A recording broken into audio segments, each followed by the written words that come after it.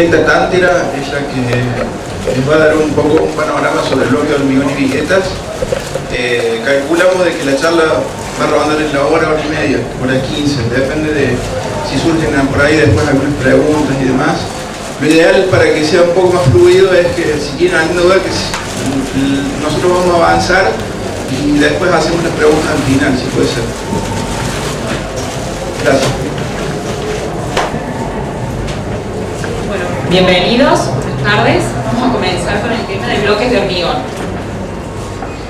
Primeramente vamos a presentar a la empresa, quiénes somos, el respaldo de una marca y nuestras bases son la calidad, seriedad y experiencia. Y en cuanto a nuestro valor agregado es el asesoramiento, profesionalismo y competitividad. En cuanto a nuestra misión es calidad concreta, brindar calidad concreta a todos los proyectos de la gente. Nuestras plantas están ubicadas en planta Malagueño, Córdoba, y la planta San Pedro en Buenos Aires. Aquí tenemos la planta de Malagueño en Córdoba, una vista aérea, en donde podrán ver todas las zonas de viguetas, la playa de bloques, zona administrativa, la recepción de materias primas, acopio de áridos, planta de Corseblock y la nave de Corsepred, que sería la de viguetas. Esta es la planta San Pedro, Buenos Aires, que tiene excelente accesibilidad a través de la Ruta Nacional 9, en la cual pueden ver las distintas zonas también diferenciadas en la playa de bloques, la playa Corseblock, el acopio de áridos, oficinas administrativas y la parte de despacho. Nuestro sistema de gestión de calidad está basado en los procesos de fabricación que tienen influencia sobre la calidad y el medio ambiente. Esto es en base a las normas ISO 9001 e ISO 14001. Los bloques Corseblock. Vamos a comenzar por la definición de los bloques de hormigón. Estos son elementos premoldeados compuestos por cementos, arenas gruesas y finas, grancilla, aditivos y agua. En cuanto a los bloques huecos de hormigón, la definición de estos es mampuestos para la construcción de muros y tabiques cuya suma de los volúmenes huecos es mayor que el 25% del volumen total aparente del bloque, ¿sí? Estos bloques, los huecos están ubicados de forma que cumplan requisitos funcionales, estáticos y de aislación. En cuanto a los bloques premoldeados, tenemos la clasificación según las normas IRA, tenemos según su densidad y según su resistencia. En cuanto a la densidad, tenemos bloques livianos, bloques medianos y normales. Nuestros bloques pertenecen al grupo de los normales, los cuales tienen una densidad de 2.200 kilogramos por metro cúbico. En cuanto al P20, ¿sí? En cuanto a la resistencia, existen los bloques de hormigón no portantes y los portantes. En cuanto a nuestros bloques Corseblock, corresponden al grupo de los bloques portantes, que tienen una resistencia en cuanto al P20 de 6 MPa, o sea, megapascales, y el P20E mayor a 6 MPa. Para que ustedes tengan una idea, el MPa, el equivalente a un megapascal, es igual a 10,2 centímetros cuadrados. La familia de los premoldeados. Vamos a ver entonces que tenemos bloques normales, bloques estructurales, bloques para techo con viguetas, bloques arquitectónicos como el símil piedra, los revestimientos y los adoquines de hormigón. En cuanto a los bloques normales, tenemos el P20, P20RC, P20UFD, o sea, para encadenados y dinteles, los P20MFD, mitad con frente debilitado. En cuanto a los normales, también tenemos los P15, P15MFD, P15RC, los P13, P13MFD y T10, que vendría a ser el tabique de 10 centímetros. Luego tenemos los bloques estructurales, el P20, que vemos aquí, y el P20RC. para que vean, luego vamos a ver una comparativa de la diferencia entre los P20 y los P20 estructurales. Luego tenemos los arquitectónicos, que son los SP20, SP20RC, SP20 UFD. Todo esto lo pueden encontrar en nuestra página web, ¿sí? Y si no, se acercan al stand y van a poder a través de la folletería ver los distintos productos. Luego tenemos los P20, SP20 esquinero, SP20 mitad para muro de 20 y SP20 M esquina. Tenemos las plaquetas de revestimiento y terminación P7 y P7SP. Luego tenemos los bloques para techo L10, L12, L14 y L16. Y en cuanto a los adoquines, es la otra familia que tenemos los A6H, A8H, que son los Holanda. Luego tenemos los A6U, el intertrabado Unistone, el A8U, el PB, el PG44P Green y el A8D. En cuanto a la diferencia entre los bloques P20 y los P20E, podemos ver, en cuanto al peso, el P20 tiene aproximadamente un peso de 14,88 kilos y el P20E 18,58 kilos. La resistencia a la compresión, podemos ver la diferencia entre los dos. Y en cuanto al P20E, como son fabricados especialmente, va a ser a partir de este número la resistencia a la compresión de este bloque. En cuanto a la absorción, tenemos la diferencia entre 137,42 y 143,3. Esto se debe a la diferencia de espesor entre ambos tabiques, ya que con el P20 tenemos 25 milímetros de espesor de tabique y con el P20E tenemos 35 milímetros de espesor. En cuanto a los métodos de fabricaciones, hay dos tipos de bloques. Tenemos los bloques de patio y los bloques de alta calidad que se fabrican en forma industrializada. Los bloques de patio, ¿cuáles son las apariencias y características? Estos son fabricados con equipos rudimentarios, no cumplen con las normas vigentes, tienen superficies porosas y abiertas, aristas saltadas y mal definidas, medidas no uniformes ni constantes, están fabricados con un solo tipo de arena y sin grancilla y están carentes de resistencia si son frágiles y por supuesto tienen menor peso unitario. En cuanto a los bloques de alta calidad, la apariencia, estos son fabricados con equipos de alta tecnología y curados al vapor. Cumplen con las normas vigentes, superficies cerradas y uniformes, tienen aristas definidas y paralelas, medidas uniformes y constantes, están fabricados con arenas finas, gruesas y grancilla, la resistencia y la calidad son uniformes y tienen mayor peso unitario. En cuanto a los pilares para la fabricación de los bloques, Orce-Block, tenemos primeramente un estricto control de calidad de materias primas, del producto en elaboración y del producto terminado. En cuanto a la dosificación y pesado, es totalmente automatizado. Y en cuanto a los equipos y maquinarias, tenemos un vibrado de alta potencia, prensado de alta potencia, y todo ello le da una mayor resistencia al producto. En cuanto al curado, tiene homogeneidad y agiliza tiempos. Respecto al sistema constructivo, la definición de la mampostería, esta consiste en la colocación manual de mampuestos para la construcción de muros. La pared. La pared es una unidad estructural que cumple ciertos requisitos. Estos requisitos son generar espacios, generar una resistencia y estabilidad estructural y proteger contra las adversidades del tiempo. En cuanto a la resistencia y estabilidad estructural, debe soportar un peso propio y de las cargas que debe soportar. Y en cuanto a la barrera de las adversidades, por supuesto, el tema de asoleamiento, humedades, sonidos. Con respecto a los bloques de hormigón y a la mampostería realizada con ellos, podemos decir que es un sistema constructivo cuyos elementos principales son los bloques huecos de hormigón premoldeado. Estos están justapuestos manualmente y están vinculados por medio de puntas de mortero.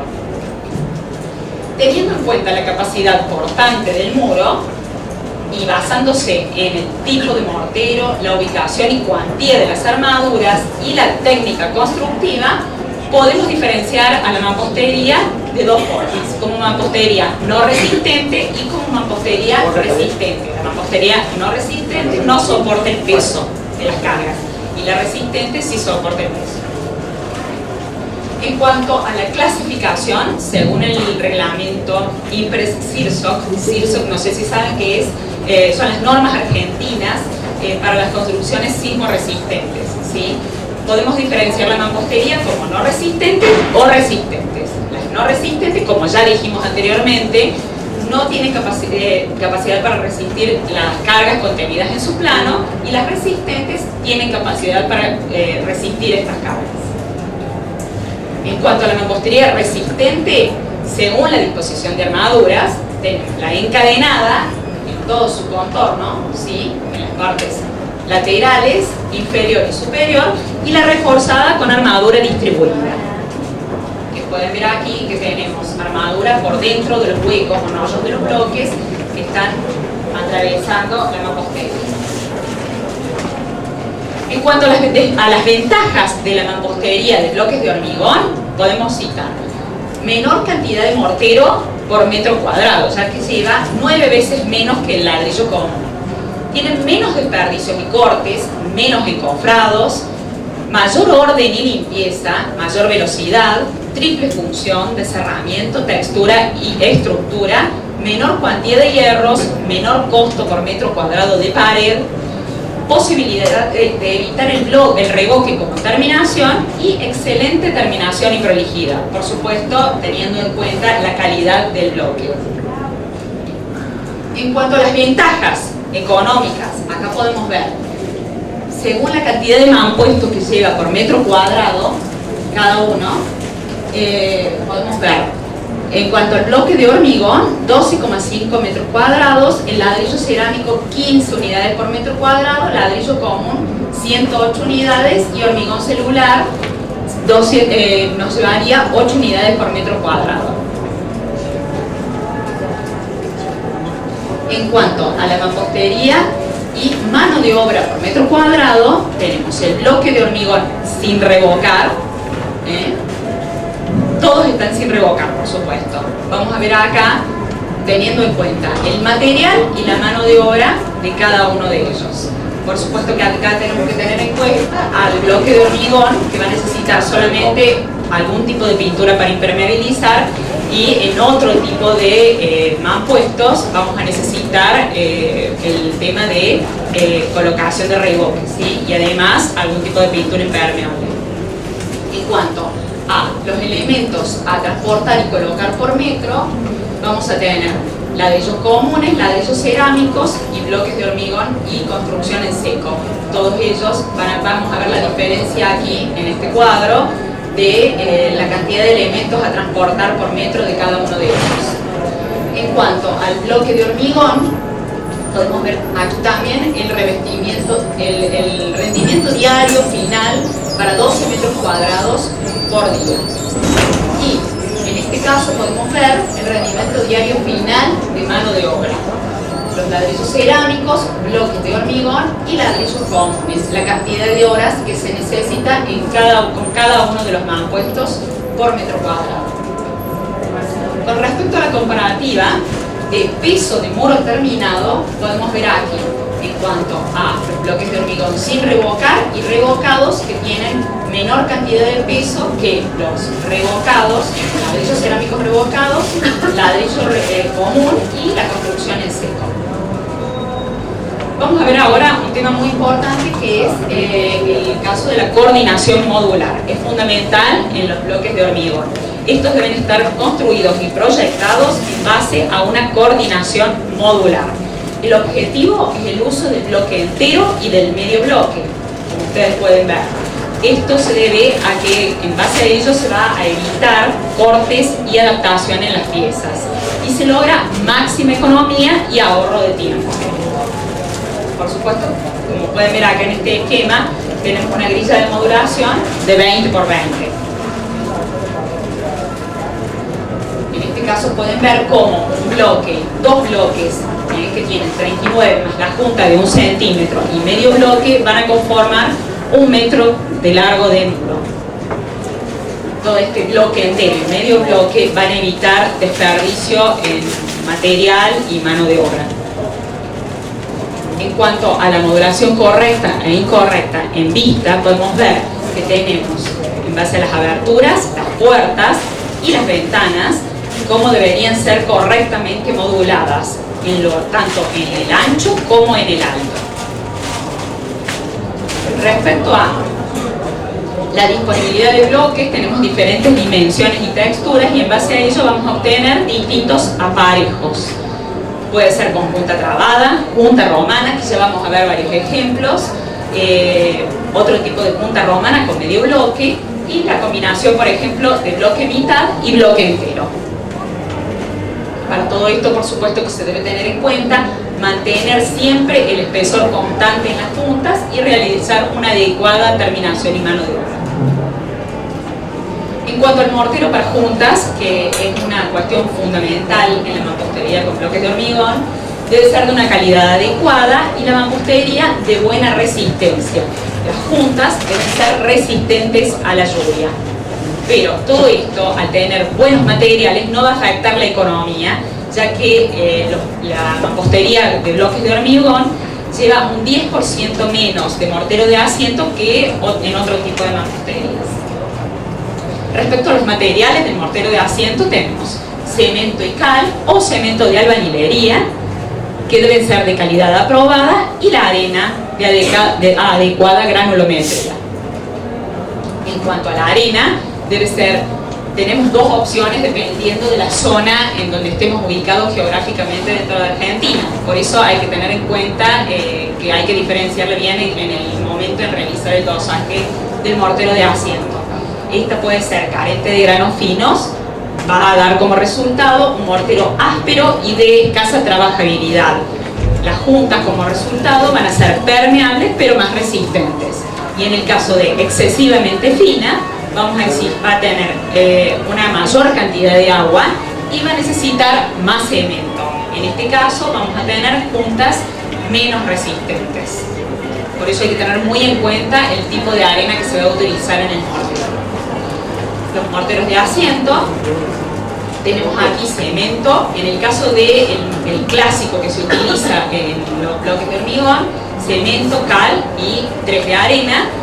Con el mortero con cemento de albañilería, el cemento de albañilería y 3 de arena, y el hormigón de relleno, 1 de cemento, 3 de arena y 2 de granza. Esa sería la dosificación. Pero siempre dependiendo del tipo de mortero que se necesite de acuerdo a la resistencia, ya sea elevada, intermedia o normal, vamos a tener distinto tipo de dosajes en cuanto al cemento, la cal y la arena. Pero nosotros recomendamos normalmente con respecto al cemento de albañilería 1,03, que sería el dosaje recomendado para este tipo de mampostería. En cuanto a la colocación de los bloques de hormigón, tienen que tener muy en cuenta que los bloques de hormigón no se deben mojar para su colocación. Solamente se va a humedecer la junta en caso de climas extremos, ¿sí? Este es el procedimiento para la colocación de los bloques de hormigón. Primeramente, se va a colocar mortero solamente en las fajas longitudinales y nunca en las fajas transversales para evitar el paso de la humedad del exterior hacia el interior. Al colocar el mortero luego de las juntas longitudinales, se va a colocar en los tabiques verticales.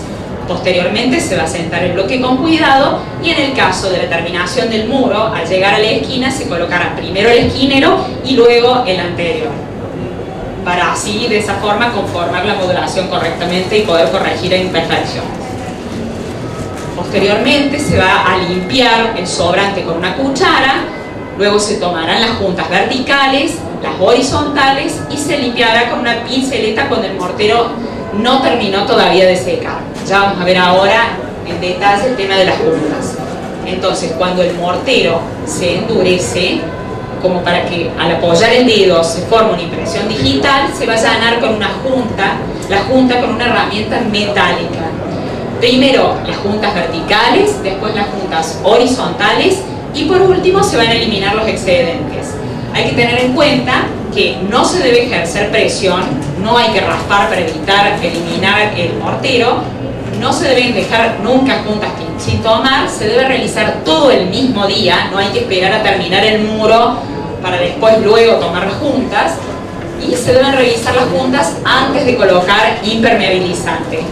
Las juntas se pueden tomar con un hierro de 12 milímetros liso y en sus extremos doblados. En cuanto al tomado de juntas, ¿cuáles son las recomendadas? Tenemos la forma de U, como pueden ver aquí, que eso se va a lograr con el hierro liso de 12, y si no, en forma de B. La junta aceptable también es de esta forma o al ras, y la junta no aceptable, la que menos conviene, es este tipo de junta rehundida, ¿sí? Y si no, en ochava de esta forma o saliente.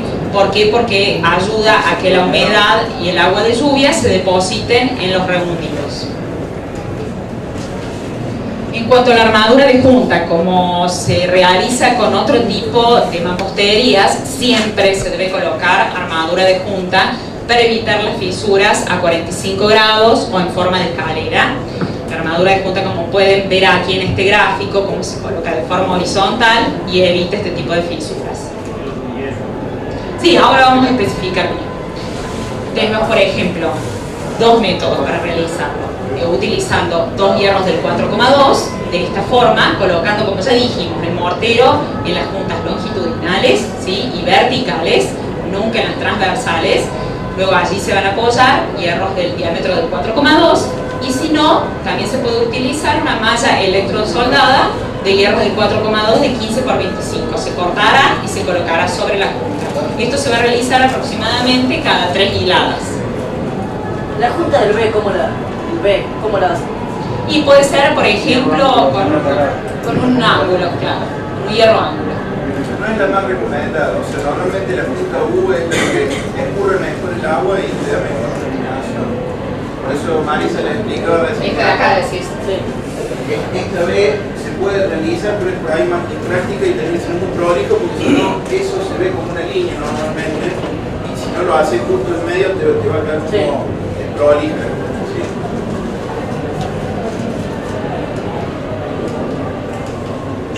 Vamos a hablar ahora de la mampostería reforzada con armadura distribuida. Esta mampostería está vinculada con juntas de mortero y reforzada con armadura vertical y horizontal. Tiene capacidad para absorber tensiones de flexión, flexo-compresión y corte.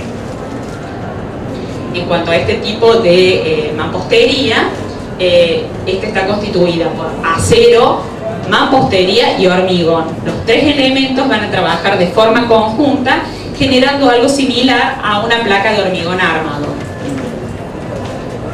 Respecto al desarrollo del sistema de la mampostería reforzada, se va a lograr a medida que se levantan las paredes y se va a ir colocando la armadura en los huecos de los bloques. Luego, estos van a ser colados con micro hormigón, entonces mampostería, hormigón de relleno y la armadura van a actuar monolíticamente para resistir todos los esfuerzos. Así se crea, como dijimos, un elemento similar al hormigón armado. En cuanto a los elementos de este sistema, tenemos los bloques que deben tener una resistencia mínima, el hormigón que debe ser de un asentamiento elevado, el mortero que debe tener una dosificación y mezclado correcto, las armaduras que deben tener un cálculo y verificación. Esos son los 4 elementos fundamentales para la mampostería reforzada de armadura distribuida. Vamos a ver ahora el tema de las barras verticales. ¿Cómo nace la mampostería reforzada? Esta arranca a partir del sistema de fundación.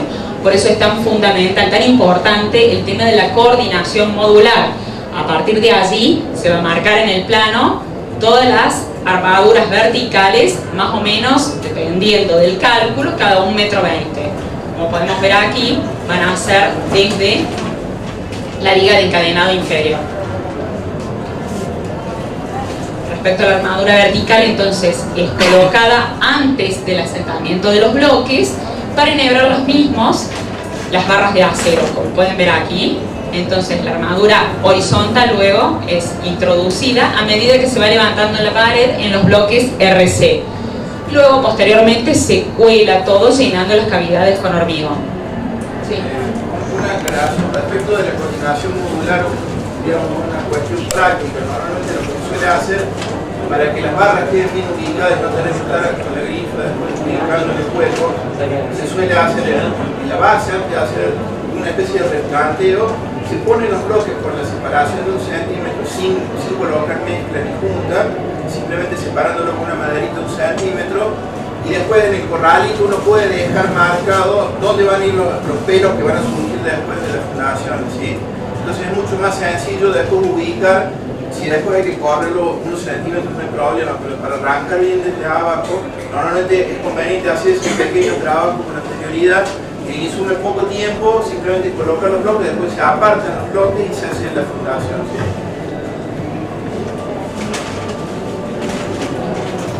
Aquí podemos ver el desarrollo del sistema, cómo se enhebran las barras de acero hasta 1,20 m de alto. Esto va a permitir levantar el bloque y enhebrarlo en la barra vertical.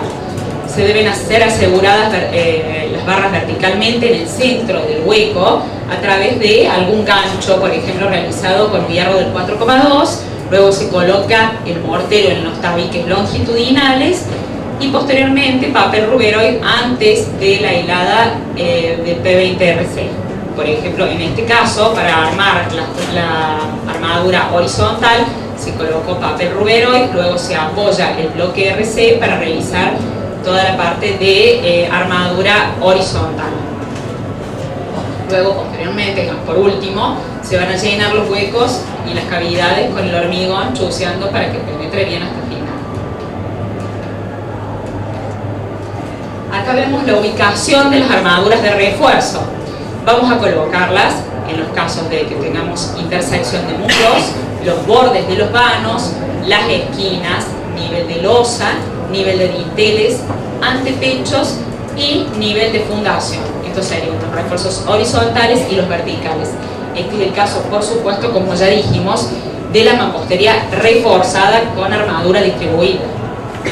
Sí, esto también ahí asusta el método constructivo, la cantidad de hierro. Digamos que esto estamos hablando para una zona sísmica, digamos, la densidad tiene que ver directamente con la zona sísmica donde estamos hablando. En Buenos Aires, por ejemplo, zonas no sísmicas, el tema de la armadura vertical o horizontal simplemente se limita a refuerzo para evitar fisuras y demás. En el caso de Córdoba, esto digamos es más importante tenerlo en cuenta porque ya estamos en una zona sísmica que nos obliga el reglamento a trabajar con cierta frecuencia de armadura. Estas son las reglas básicas, digamos, una configuración, quizá que lo están viendo en un paño chiquito, abertura fuerte y demás. Capaz que en el paño largo la armadura se distribuye mucho más a lo largo y no tiene tanta densidad. En cuanto al hormigón de relleno, debe ser un hormigón fluido.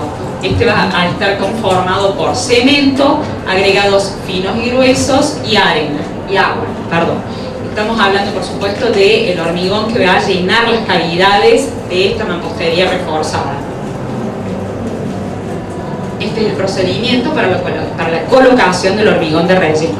Primeramente, debe realizarse el colado cuando las juntas tengan suficiente resistencia. Hay que hacer ventanas de inspección y no llenarlas a más de 1,20 m de altura. Esta altura no debe superar 1,20 m para asegurar que penetre el hormigón hasta el final. Estas ventanas de inspección, que se van a cortar con amoladora, van a servir para inspeccionar si ha llegado el hormigón hasta la parte inferior. Se deben mantener siempre en posición vertical las armaduras antes de su llenado y se va a vibrar o chucear con un hierro para asegurarnos de que ha penetrado bien el hormigón en las cavidades. Esta, como dijimos, esta altura de 1,20 m es la que nos asegura que vamos a poder llegar hasta el final con el hormigón y levantar el bloque. Acá podemos ver algunas imágenes de mampostería reforzada, una columna, el armado de una columna de 40 por 40, los hierros verticales y los estribos, ¿sí? Y acá tenemos los hierros horizontales que van a entrar y van a hacer unión con la columna. Acá tenemos los refuerzos verticales, el relleno de refuerzo vertical, y acá podemos ver los refuerzos horizontales ya llenados con el hormigón fluido. Acá tenemos un ejemplo típico de una columna en esquina de 20 por 20, en el cual tenemos hormigón de relleno, los estribos, la armadura vertical y el mortero de junta realizado en la parte de los tabiques longitudinales. Esto sí, en realidad el método constructivo con los bloques de hormigón en realidad recomienda la armadura reforzada, que es mucho más práctica que realizar este tipo de colocación de armadura. De alguna manera esto es como una especie de adaptación al sitio, son como cuestiones culturales de uso diario, ¿sí? Acá es como que todos los precuristas le tienen miedo a utilizar la barra única del 8, del 10 o del 12 en el centro del bloque. En Estados Unidos, Europa es un sistema totalmente conocido, lo manejan bien. Cínicamente uno de los que mejor se comporta, pero bueno, acá todavía está como la resistencia, pero es que si no le pongo la esquina a la columna se me va a caer y demás. Bueno, no es que no se puede hacer, pasa que el hueco es limitado, entonces el armado de los 4 hierros con el estribo se limita a secciones mucho más pequeñas y complicadas para estar metiendo en el hueco del bloque, pero no es que no se pueda hacer, esto es como una especie de adaptación del sistema a lo que se utiliza, normalmente utiliza la mano de obra.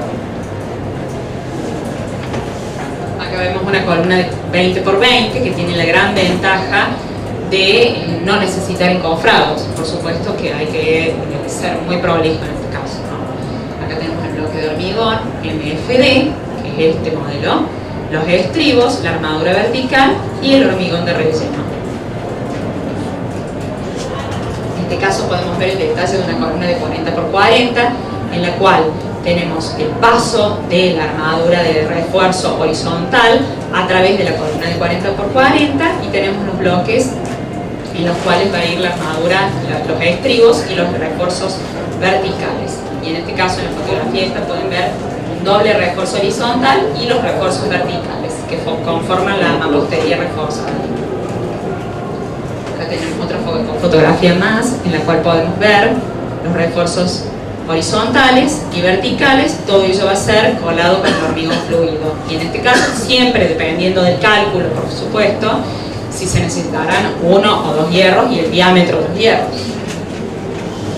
Este es otro tipo de caso de uso del bloque P20 RC en el cual se usa de forma invertida, se van a colocar 2 hierros parte inferior, papel ruberoid para evitar el paso de el hormigón de relleno y de esta forma los hierros van a estar trabajando a la tracción.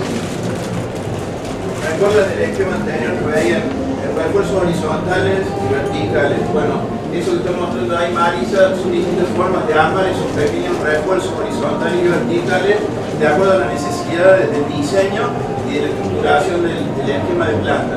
En este caso, lo que hablaba ella es como estaba, digamos, no necesariamente tiene que llenar completo el bloque, sino simplemente con llenar hasta la mitad, le damos continuidad a toda esa micro viga, utilizando el bloque como un encofrado perdido. Acá podemos ver en la fotografía cómo se coloca el papel ruberoid para evitar el paso del hormigón de relleno por debajo de los bloques que son sentados en la hilera inferior. Aquí tenemos el armado de una viga de 40 centímetros de alto. ¿Cuáles son los elementos? Primeramente vamos a utilizar bloques P20 UFD, ¿sí? Con la armadura inferior y se van a realizar los estribos del largo determinado. Como segunda hilada vamos a utilizar los P20 RC. Posteriormente se van a colocar la armadura de refuerzo según el cálculo y por último se va a colar todo con el hormigón de relleno. De esta forma tenemos la gran ventaja que no vamos a estar utilizando encofrados. Todos los bloques ya directamente actúan como encofrados paralelos. ¿Cuáles son las ventajas de este tipo de sistema? Primeramente, como dijimos, la eliminación de los encofrados, ya que desaparece la madera. Tenemos mayor velocidad constructiva sin esperas de desencofrado. Único rubro de mano de obra sin carpinteros ni armadores. Disminución del 50% de la cantidad de hormigón empleada. Aceleración de los trabajos, elevación, instalaciones simultáneas. También tenemos la eliminación de las terminaciones, porque es posible de esta forma eliminar los revoques. Las armaduras van a tener mayor facilidad, menos doblado y menos ataduras. Y en cuanto a la disminución de mortero, como ya dijimos, vamos a tener más o menos un 10% menos de cantidad de mortero.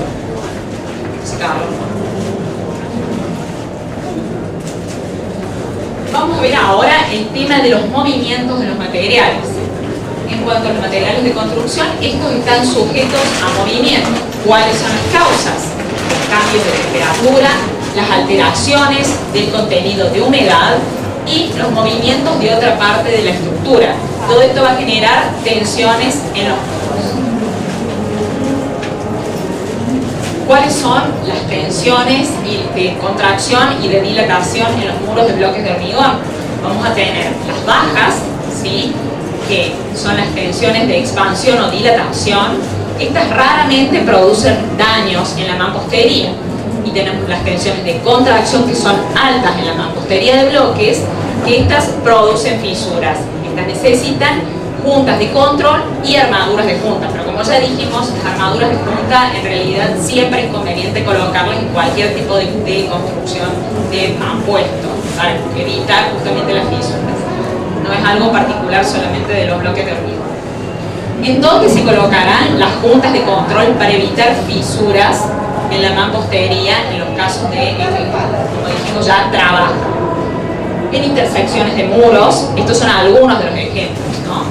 En los costados de los vanos, en los espesores, cambios de espesor de los muros, en los pilares, también en diferentes alturas de muros, en coincidencia con algunas juntas de fundaciones y de techos, y a veces entre aberturas. Todo esto va a ser determinado generalmente por algún profesional. No es que cualquier construcción necesite sí o sí realizar este tipo de juntas de control en absolutamente todos los casos.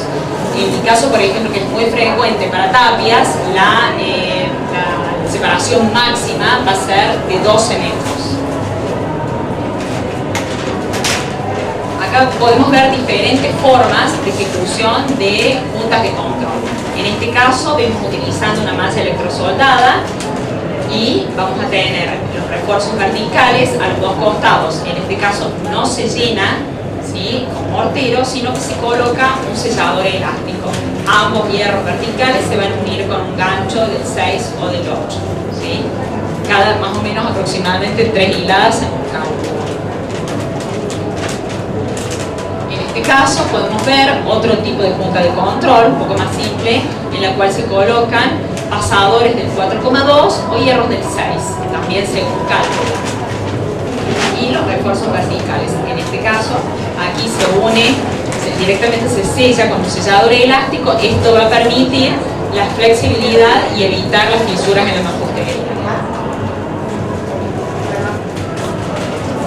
En este caso, tenemos otra opción, colocando telgopor de 1 centímetro, el mortero y luego el sellador elástico. Como anteriormente dijimos, se puede utilizar una encima que va a ser de armadura de punta, y estas se van a unir los dos refuerzos verticales con los hierros o ganchos que pueden ser secundarios. ¿Cómo se une una mampostería de hormigón armado? Por ejemplo, una columna con bloques de hormigón. Mediante este sistema vamos a evitar fisuras, colocando una armadura de junta en la unión entre ambos, ya que todos los materiales trabajan de diferentes formas. Siempre es fundamental generar una junta, en este caso. Por ejemplo, colocando también el telgopor, mortero y un sellador elástico que permita la movilidad de la mampostería. Ahora vamos a ver las instalaciones, que es un tema que consultan mucho. ¿Cómo se realizan con los bloques de hormigón? Hay distintas opciones. Por ejemplo, dejar en este caso todos la cañería a la vista, que va a ser colocada por detrás, por ejemplo, de un mueble de cocina. Y en las partes verticales, como pueden ver aquí, vamos a tener que van a pasar las cañerías por dentro de los huecos de los bloques. Aquí tenemos otra opción en la cual hay rebajes en el muro, por ejemplo utilizando el P20 y luego en la otra cara un P13 o un P15, y posteriormente se van a colocar todas las cañerías a la vista. Esto se puede luego tapar, por ejemplo, con Durlock o con un mueble. Esto va a permitir inspeccionar el tema de la cañería, que muchas veces es fundamental. En otros países, por ejemplo, se realiza siempre de esta forma para evitar roturas y tener una facilidad en solucionar problemas. En cuanto a las instalaciones embutidas, también puede ser a medida que se levantan la pared con un bloque RC, que es el de rebaje central. Acá tenemos otra opción que es el bloque P20. Vamos a tener los bloques P20 y en determinados casos vamos a colocar una plaqueta, ¿sí? Vamos a tener los caños y luego se va a rellenar todo este espacio vacío con hormigón de relleno, colocando papel ruberoide en la parte inferior para evitar el paso del hormigón de relleno. Por último, al terminar se le puede colocar reboque o cualquier tipo de terminación final. En este caso, que es uno de los más frecuentes y a los que en general son muy prácticos, en el caso por ejemplo de baños, porque generan hasta una remise en el lugar, se colocan luego del P20 una plaquita, sobre esta se apoyan los caños de polipropileno y se realiza una terminación cerámica. Esto se llamaría, digamos, un rebaje en los muros, ¿sí? También puede ser revestidos con una tapa de inspección, más que todo en lugares, por ejemplo, hospitales, lugares públicos en los que se necesita un acceso fácil y simple de la cañería y solucionar los problemas bien rápido. La instalación eléctrica. La instalación eléctrica se va a colocar con los bloques P20 RC, las cañerías horizontales, y en la parte de las cajas de luz se va a realizar un corte en la que se va a colocar la caja y se la va a asegurar con el mortero. Posteriormente se van a colocar sobre la parte vertical también los caños corrugados y se van a pasar por las cajas. Acá podemos ver cómo la instalación eléctrica va pasando por los bloques P20 RC y por los huecos verticales de los bloques.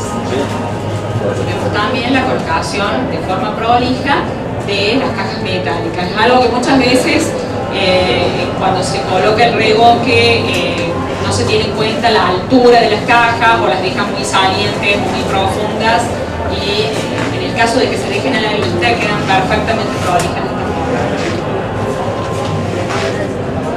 Hay que ya hacer una aclaración, digamos, esto hay resulta gracioso decirlo que se hace en una obra, pero hay una realidad. Nosotros, así que hablar de la parte cultural, tenemos que esta construcción seriada, o sea, si uno logra el orden en obra de manera tal de que cualquier que ingresa y esté instalado con el electricista hasta la altura, tiene el plano correcto, con todo lo que tiene que hacer y demás, debería entrar, dejar un rollo de caño conjugado y después sigue levantando el que está haciendo la pared y ya queda toda la terminación lista.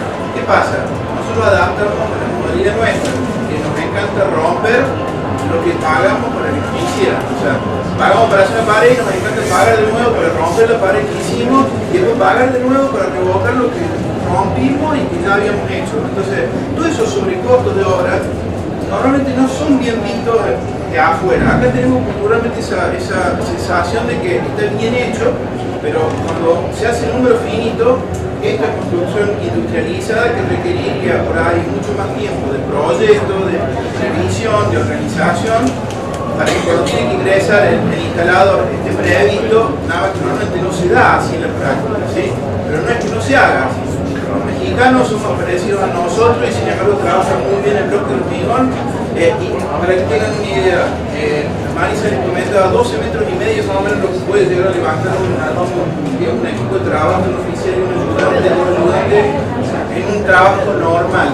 En México se levanta el 25, con la misma persona y los dos ayudantes. Y es una cuestión de método, de cultural, que ya lo manejan desde hace mucho tiempo y demás. Esa diferencia hace que, digamos, nos diferencia nosotros también. Tenemos que ir adaptando de a poco, pero es nuestra obligación tratar de explicar dónde están las ventajas económicas de trabajar de esta manera, porque cuando yo tengo conclusiones serias, son todas iguales. Si yo tengo bien hecho el módulo o el patrón de cañerías y demás, sería mucho más fácil llevar eso, colocar la araña o lo que sea de caño y después seguir levantando. Y la economía que eso me brinda, de no tener que después romper el reboque, el ladrillo y demás, digamos, lo veríamos en plata. No es siempre así. Bueno, tendemos a esto. Por lo menos intentamos ir fomentando el uso de esta máquina. Además, los riesgos que se corren siempre cuando están rompiendo y colocando los caños. ¿Qué pasa? Empiezan a aparecer fisuras, hay problemas entre los gremios, mira, él me lo rompió y porque lo tengo que arreglar yo. Muchas veces pasa eso, que no se ponen de acuerdo, después el presupuesto varía, pero esto no es lo había tenido en cuenta. Hay muchas cosas a tener en cuenta en eso y si se planifica de forma adecuada se puede evitar y puede ser mucho más práctico, más fácil, más rápido la obra y con menor costo. En cuanto a la mampostería de hormigón, necesita sí o sí ser impermeabilizada y puede realizarse esto de diferentes formas. Por ejemplo, colocando un revoque impermeable o colocando un revoque común y una pintura impermeable que haga película. O, por ejemplo, también con un revoque plástico, el cual va a generar además textura y color. Los bloques P20, los P20, perdón, que son los símil piedra, también necesitan de impermeabilización, ya que estos no son impermeables, sino no tendrían adherencia entre sí con el tema de los morteros. Por lo tanto, siempre necesitan impermeabilización, que puede ser o transparente o de color. Acá podemos ver los revoques plásticos que se adaptan perfectamente a la mampostería de bloques sin necesidad de colocar un revoque grueso inferior. Directamente con el revoque plástico se realiza la terminación y ahí tenemos un gran ahorro en mano de obra y en material. Disculpe una pregunta, ¿viste cuando los semilpiedras se manchan con cemento y queda por el exterior? Generalmente se pone eso en el exterior. ¿Cómo se puede hacer para sacar los excedentes, ponerle las manchas de concreto? Eso, digamos, lo ideal es como les explicaba al principio, no sé si vos estabas cuando empezó, pero cuando vos vas levantando, tenés que ir levantando, limpiando y dejando terminado. Y normalmente, ¿qué es lo que hacen? Levantan 2, 3 hiladas, después siguen hasta el metro y después se acuerdan que tienen que tomar la punta. Cuando llegaste abajo ya se endureció y se chorreó y no lo sacan más. Si vas trabajando con la idea de ir levantando a terminado, digamos, si lo que me preguntas es una solución a algo que ya pasó, te digo que es muy difícil de corregirlo. Un título únicamente, digamos, para disimularlo. El tema es que lo ideal es levantar desde abajo con el criterio del terminado, entonces levantas el chorrio, lo limpias con una pinceleta húmeda en el momento y queda disimulado. No sé si le va a quedar perfecto, pero te queda disimulado. Eso tiene que ver con la mano de obra también y con las dosificaciones. Si trabajas con cal, normalmente son morteros que manchan mucho más, tenés que estar haciendo cambio cuando llegas a las armaduras y entonces tenés digamos, una bicoloración en la pared, la vas a notar a simple vista donde haces el cambio de mortero de asiento. Pero puntualmente se puede probar con una solución de ácido muriático diluida en 1 en 10, o con un cepillo de alambre o con un cepillo duro de cerda de plástico, si es algo que no es muy grande. Si ya lo mancharon con mezcla porque lo han castigado el bloque sin piedra arriba sin querer, es muy difícil si ya está seco sacarlo de eso. Ahora vamos a ver el tema de la aislación térmica. En cuanto a la aislación térmica, podemos ver que tenemos porcentajes de pérdida de calor, a lo contrario que muchos piensan, eligen la mampostería de acuerdo a ello, pero lo más importante que pueden ver aquí es que el techo es el que tiene una pérdida de calor de un 50% con respecto a las ventanas el 20% y a los muros el 20%, ¿sí? Esto es lo que conformaría el porcentaje de pérdidas de calor. Por eso muchas veces, en lo posible, se recomienda el uso de ventanas con DBH. Y en cuanto al techo, hay que tener muy en cuenta la cuestión de la aislación. Respecto al mejoramiento térmico de los bloques de hormigón, o también en cualquier otro tipo de mampostería puede pasar, por supuesto. Podemos tener un tratamiento exterior, con revoque exterior o revoque impermeable, y un tratamiento interior, el cual se puede realizar con lana de vidrio 35 milímetros o una espuma de poliuretano, un film de poliestireno, que es el que va a evitar la condensación intersticial, y la placa de yeso. Podemos ver en este esquema cómo se lograría un mejoramiento térmico logrando un K de 0,80. En este caso tenemos el revoque impermeable exterior, ¿sí? Los bloques, luego tenemos lana de vidrio o proyección de espuma de poliuretano, los perfiles, un film de poliestireno y la placa de yeso.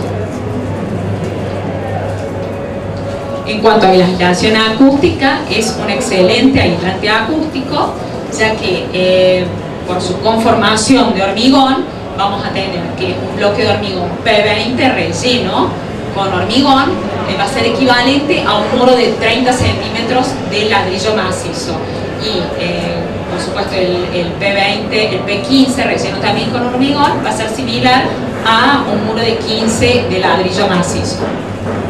Esto se logra debido a la densidad y a la textura de los bloques de hormigón. Y en cuanto a la resistencia al fuego, el P20 tiene una resistencia aproximada de 1 hora y media. Este es el tiempo suficiente que se necesita para evacuar un edificio. En realidad es a lo que se necesita llegar, por supuesto. Ahora vamos a ver lo que no se debe hacer con los bloques de hormigón. Por ejemplo, no respetar una modulación correcta, como dijimos anteriormente. Se debe utilizar una grilla de modulación de 20 por 20, que aquí, como verán, no se logró nunca. No se tomaron las puntas verticales en este caso. Esto genera que la mampostería no tenga la resistencia suficiente, porque eso influye mucho en el tema del soporte de las cargas. Y por supuesto en el tema de las humedades. Aquí, como vieron anteriormente, son fundamentales la colocación de mortero en las puntas verticales. Sí. Digamos, en todos estos casos está mencionando Marisa, está directamente relacionado con la parte del proyecto, ¿sí? Volvemos a lo cultural. Acá estamos acostumbrados a la servilleta de café en el bar, y yo te hice el proyecto, ¿sí? Me hicieron un proyecto, no de una servilleta en el café, y después lo buscaron a don Pepe que le hiciera la ampliación a la casa. Cuando terminan con una cosa así, indudablemente que es difícil modular una obra.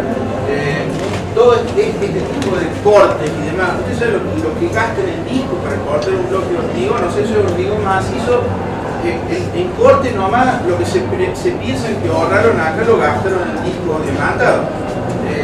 Sin ni hablar de la terminación de la obra, o sea, lo que supuestamente les salía más barato, esa obra no la arreglan más, porque tenían que revocar sí o sí a toda esa pared.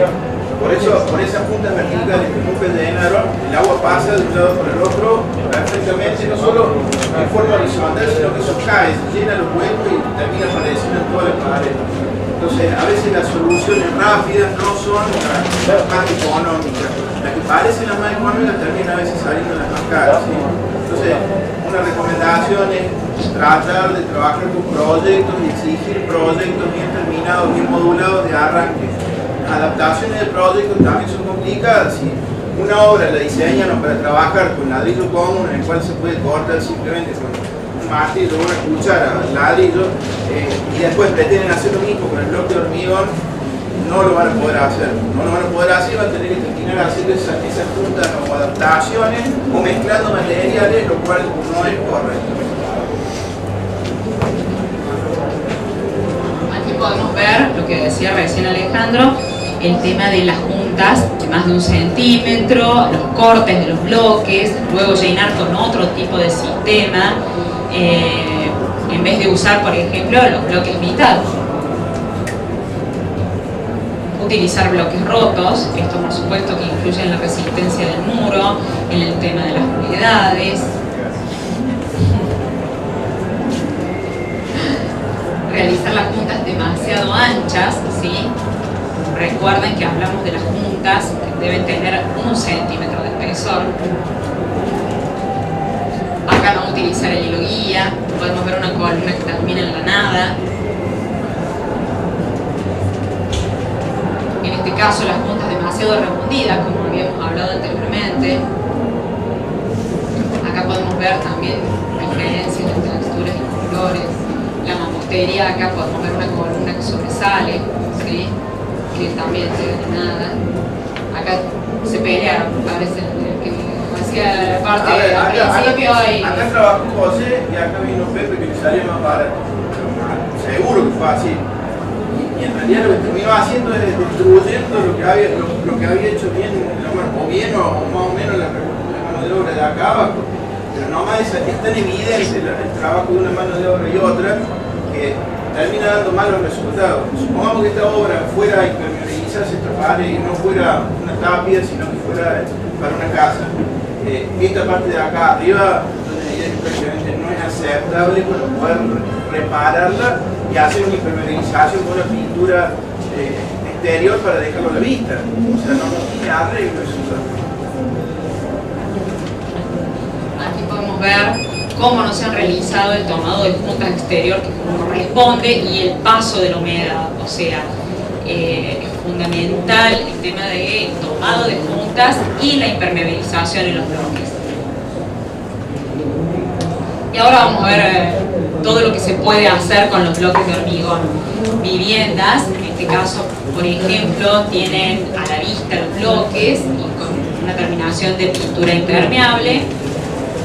Cabañas, ¿sí? Con los bloques SP, ingresos jerarquizados, terminación de adoquines, la colocación en complejos comerciales de viviendas. Ustedes lo pueden ver muy bien en muchos lugares de Córdoba, del país. Aplicación en viviendas a través de diferentes texturas, por ejemplo la combinación de bloques SP y los bloques P20, utilizando por ejemplo mampostería conjunta romana, en las cuales ya habíamos dicho que necesita una armadura reforzada en la parte inferior y superior. Para lograr, al no tener la junta trabada, se necesita otro tipo de armadura. Y acá pueden ver el tratamiento de los bloques, en este caso. Estas son fotos que nos envían clientes, ¿sí? P20, la colocación a la junta romana. Podemos ver los bloques también pintados. En este caso los interiores, que generan diferentes texturas. Aquí también los podemos ver en lisos y los bloques texturados o arquitectónicos.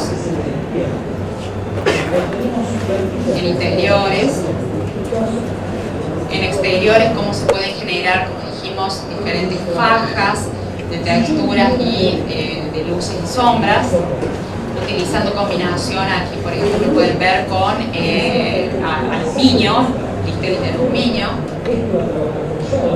Aquí también se genera, en cuanto a la iluminación rasante, diferentes efectos. Este es un hotel en Santiago del Estero que gentilmente nos envió las fotos. Pueden ver el uso de nuestros bloques SP. Pueden ver aquí también el carácter diferente que le da. Combinación también de los bloques SP, P20 en los interiores, generando diferentes texturas. Aquí también se ve la espacialidad, la calidez, todo lo contrario a lo que muchos creen que es un material frío. En este caso también. No necesariamente siempre el bloque de vista, o sea, puede combinar carta de boque con un poco de bloque, diferentes colores. Lo que hace más rico el diseño. Acá podemos ver, por ejemplo, las plaquetas, rayas, eso se genera con pinturas. Acá el edificio completo que quedó espectacular, en la parte interior y en la parte exterior. Aquí también en grandes obras. y como vimos, diferentes fajas generando diferentes tonos. Estos también son fotografías que nos han enviado clientes de los interiores. Algo que está muy en auge en los criaderos de porcinos, colegios e instituciones, que deben conocer, el Colegio San Miguel en Córdoba, diferentes tipos de oficinas, plantas industriales, un arquitecto que nos envía fotos aquí de diferentes formas de uso del bloque para tapia y por veraneros, colocado de otra forma también, como pueden ver, generando un flujo intermedio, algo virtual, usando también diferentes texturas. En muros curvos también es totalmente aceptable, con plaquetas en forma vertical. Acá pueden ver las formas de comunicación también, la cantidad de posibilidades que genera, como decía Alejandro, viendo y estudiando el uso, estudiándolo un poco antes de la construcción. En grandes obras como el Estadio de Santa Rosa de la Pampa. Bueno, ahora vamos a pasar a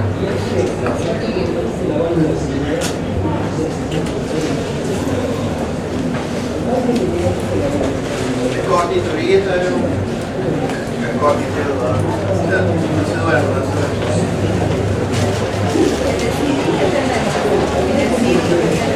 Sí. No sé esta presentación, pero hay digamos, son videos de un resumen de todo esto que estamos hablando, pero con todo el método constructivo.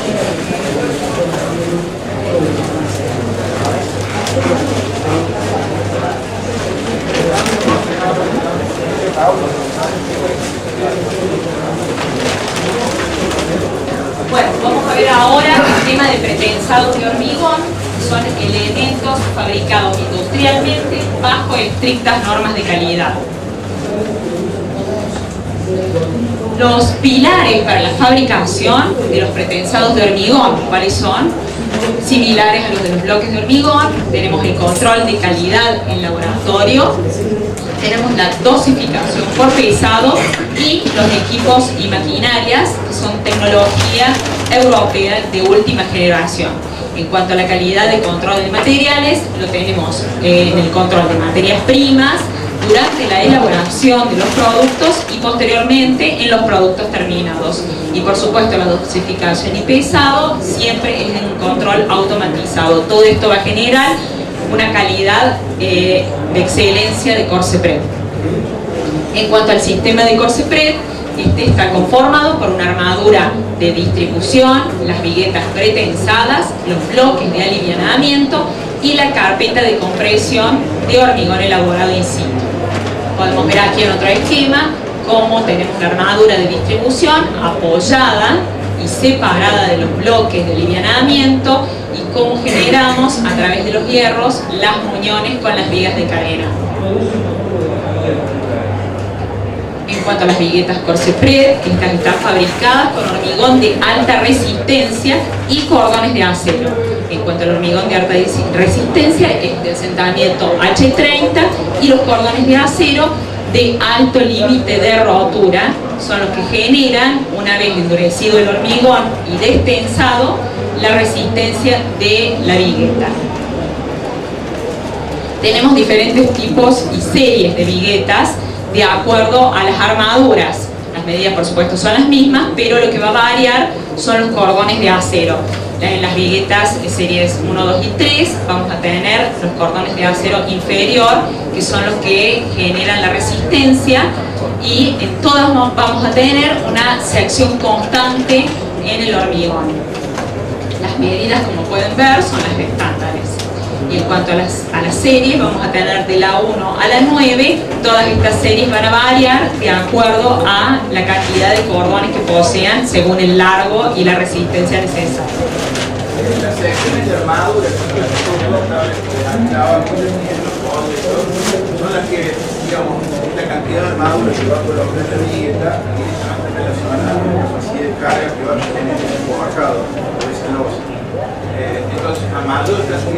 armadura digamos, nos va a permitir soportar mayores momentos admisibles y mayores luces. Algo que por ahí digamos, se confunde siempre es el tema de que si la vieta tiene hierro, porque no la puedo caminar y demás. Si van a venir abajo, si la camino, o sea, la vieta tiene que estar apuntalada y los hierros están diseñados para trabajar en el paquete estructural que mostraba anteriormente Maísa, donde funciona. Por un lado la vieta, por otro lado el elemento de alineamiento, por otro lado el hormigón de la capa de compresión y la armadura de distribución. Ese forjado es el que, digamos, nos permite hacer la losa, pero no significa que por más buena calidad que yo tenga de una vigueta estándar, la voy a poder caminar. Por más que la vigueta sea linda, esté bien terminada, siempre tienen que apuntarla. Recalco esto porque hay veces que si la vigueta sale bien terminada, la van a poder caminar, se van a venir abajo con balde, con todo de allá arriba. Las secciones pasan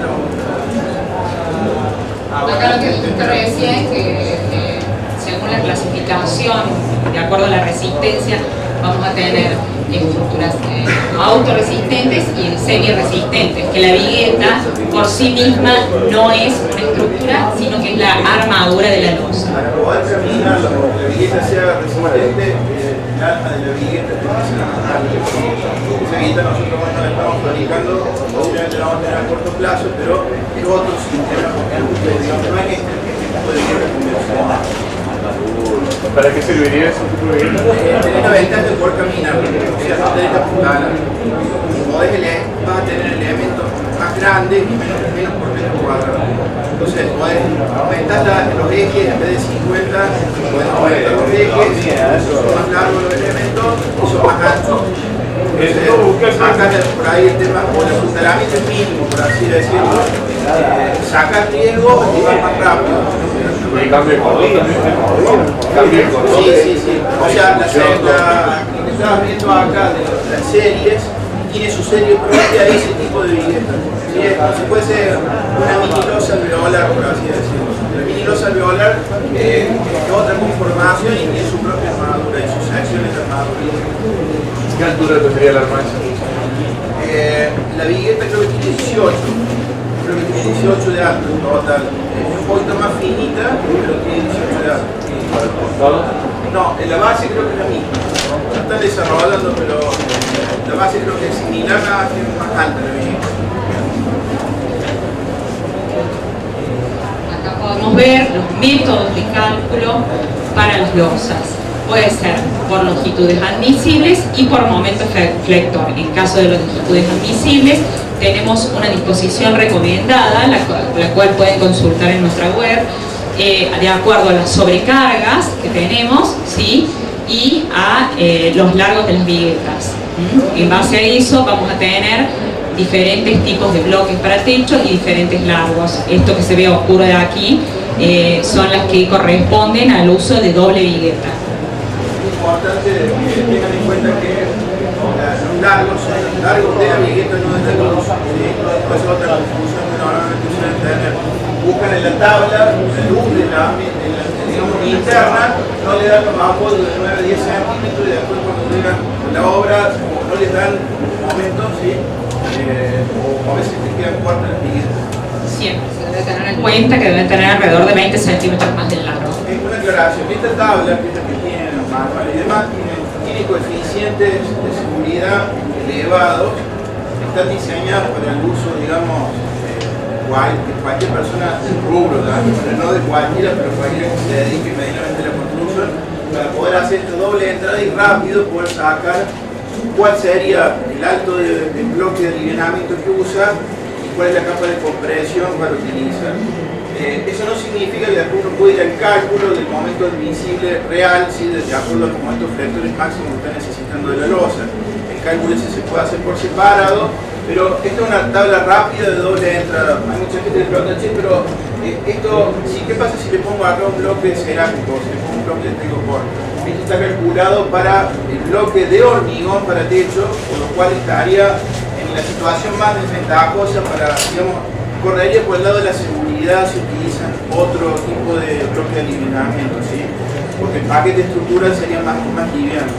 En este caso, al ser el bloque de hormigón más pesado, estamos desfavoreciendo de alguna manera con los coeficientes de seguridad. Acá podemos ver la contraflecha de las viguetas. Esta se realiza, ¿por qué? Porque necesitamos en el llenado, la vigueta va a bajar unos centímetros, unos milímetros. Entonces, de acuerdo a la serie de vigueta, vamos a tener una contraflecha por metro, por luz libre de vigueta. La luz libre entre aquí a aquí, al llenar con hormigón, esto va a bajar. Entonces necesitamos un apuntalamiento necesario con las viguetas, con las crucetas. Luego tenemos aquí la utilización y la ubicación de las banquinas de acuerdo al largo de la luz. Por ejemplo, en una luz de 2 a 3,60 metros vamos a tener el largo dividido 2. Y en una luz de 3,60 a 5,40 vamos a dividir en 3 la luz y en base a eso vamos a ubicar las banquinas. Acá tenemos un gráfico de apuntalamiento previo, ¿sí?, para el armado de una losa. Esto es fundamental. Los distintos elementos que conforman el apuntalamiento son las banquinas, el puntal, que debe ser, siempre recomendamos una pieza que sea en buen estado, por supuesto, los arrostramientos de los puntales, ¿sí?, las banquinas, que nunca deben superar el 1,50 m, al igual que el tema de los puntales, tampoco deben superar 1,50 m, las tablas de distribución para que no apoyen directamente los puntales sobre el suelo y se puedan llegar a hundir, las cuñas que van a soportar, digamos, la seguridad del puntal, las bridas y las crucetas. Esto básicamente, resumiendo, la vigueta no tiene gran ciencia, simplemente, por un lado, la terminación del producto, que digamos, nosotros tenemos que garantizar la calidad de ese producto. ¿Cómo? Sí, a ver, vamos a sincerar, a nosotros también a veces nos pasa, nos sale carpeta porque el hormigón a veces cuela por los bordes de la máquina. Hay veces que los bordes son muy grandes y a veces son más chicos. Esa terminación favorece un poco más la rapidez en la obra, como hay que limpiarlo acá. Pero lo importante es el tema de la carga admisible que le van a poner a la losa o al forjado, saber qué van a cargar arriba, no es lo mismo si van a hacer una habitación, si van a hacer un gimnasio, o sea, tengan en cuenta mucho eso porque hay gente que simplemente agarra la tabla y se empieza con esa tablita, se larga y hace una losa. Y no es tan así, eso les pedimos por favor que trabajen con escrituristas, con algún profesional que los asesore cuando van a hacer una losa. Y estos son un poco de alguna manera el resumen de los puntos que hay que tener críticos de lo que nos pasa normalmente con las consultas, que donde fallan o donde tienen problemas. La tabla inferior para que ustedes no se hinquen en el terreno es una constante. Hemos recibido muchas consultas, gracias a Dios no de nuestra mano, pero nos dicen ¿cómo soluciono? Se me bajaron los puntales, no usé las viguetas de ustedes, pero se me bajaron los puntales. ¿Cómo hiciste abajo? No, nada, le puse un ladrillo. El ladrillo quedó 40 centímetros metido para abajo, la primera hormigonada le tiraron 5 en el piso. Entonces, las tablas inferiores y las cuñas para nivelar, la contraflecha de las viguetas para cuando baje esa losa que quede perfectamente horizontal. El tema de digamos, cómo ir triangulando los puntales y cómo están unidos entre sí, la separación es máxima. Como verán, no hay gran ciencia, son muy poquitas cosas que hay que tener en cuenta, pero lamentablemente en la diaria no lo tienen en cuenta. Y en la contrario con el bloque, la vigueta o la fabricación de forjado, tiene el gran contra que se corre mucho peligro. O sea, acá cuando se cae, mata gente. Se mata, el que está abajo, si había gente, se cayó todo el techo, no cae del pedazo. Finalmente se todo este pedazo muy grande y con los riesgos que eso implica. Entonces, la sugerencia es, por favor, si no, digamos, si son simplemente conductores, no tienen seguridad, consulten, están todas las direcciones en las bolsas, en los folletos y demás, para que nos manden si necesitan algún tipo de asesoramiento. Lo que nos vamos a ayudar, estamos disponibles, Marisa está todo el tiempo contestando consultas técnicas, pero es preferible que se saquen la duda y no que después se lleven un dolor de cabeza con quizás un mal de algún producto. ¿Sí? Bueno, desde ya muchísimas gracias por participar.